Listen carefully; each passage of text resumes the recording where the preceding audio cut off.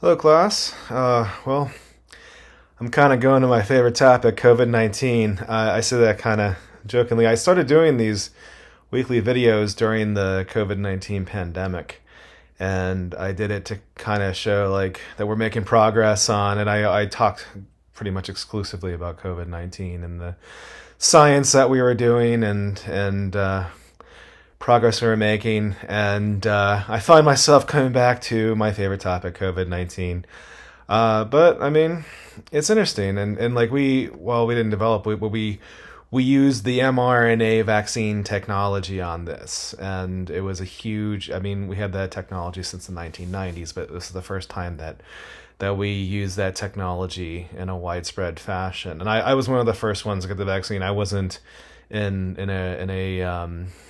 a group, but I volunteered at the vaccine clinic and they had some extra ones, so I was able to get vaccinated. I got vaccinated like in January of 2021, so I was certainly one of the first million-ish people that got it. So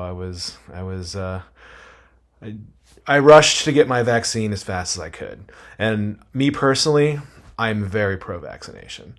I am extremely pro-vaccination. It's with the exception of antibiotics, I think vaccines are the best medical breakthroughs that we've had as far as like longevity.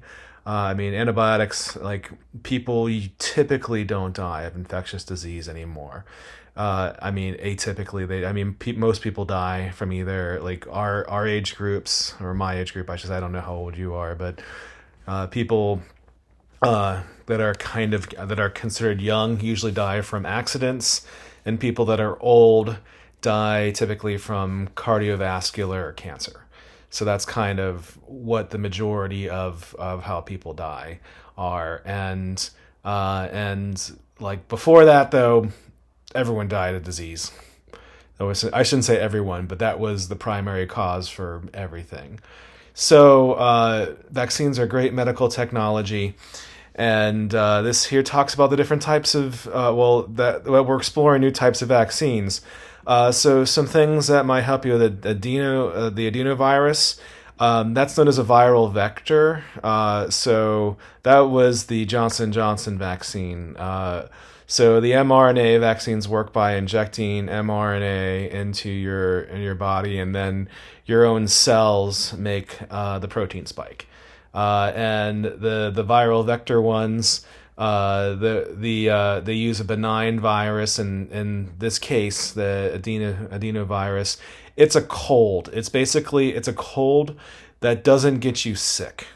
So and then the virus infects a cell and turns the cell into a factory that makes the spikes. So basically, that's how and the spikes meaning the spike part on the COVID-19 virus. So that can help you with understanding this article. But it's interesting the different ways that these working that they're looking. I'm a little scared of the mucosal vaccine. I don't know, like you can inhale it, but I guess I don't know if it's a proven technology and it works. I'll try it out. And then the patch, the virus the vaccine patch. I guess that's an easy way to administer it. I mean, needles don't scare me too much, but I know some people are very adverse to needles. But it's interesting, and it's. I think vaccines are great. But of course, for me personally, like I didn't just get every single vaccine just because. I mean, like I didn't get the Japanese encephalitis vaccine because I mean I have no need to get it. I mean it's about risk versus rewards, and also if you follow the news, there's an outbreak right now of measles in the country, especially in Texas. So I highly recommend getting if you don't have the measles vaccine, I highly recommend you get it. The vaccine is 98% effective. It's very safe, and you do not want the measles. So the measles is a horrible disease. I would rather have COVID and flu at the same time, full blown, than have the measles. So the measles is a very, very bad disease.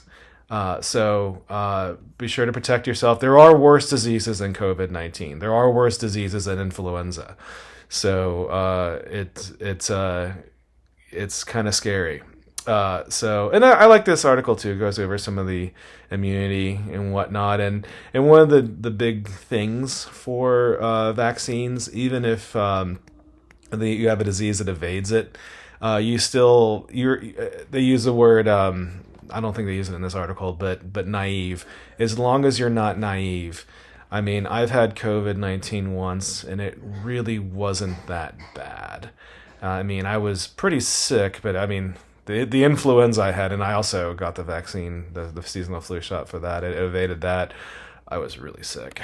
So, and I know a bunch of my students, you guys have emailed me and told me that you've been sick and your family's been sick. So, I'm sorry to hear that, and it's unfortunate that the seasonal flu vaccine was off this year.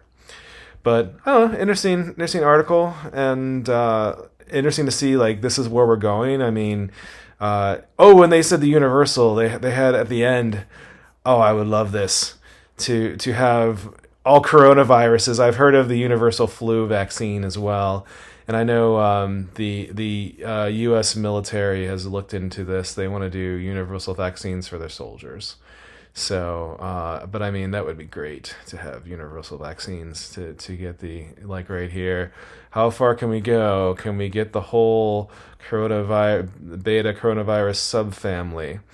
SARS-CoV-1, COVID-2, this is COVID-19 and SARS-CoV-2, and MERS, the Middle Eastern Respiratory Syndrome. It looks like MERS is worse than COVID-19. So again, there's worse diseases than COVID-19.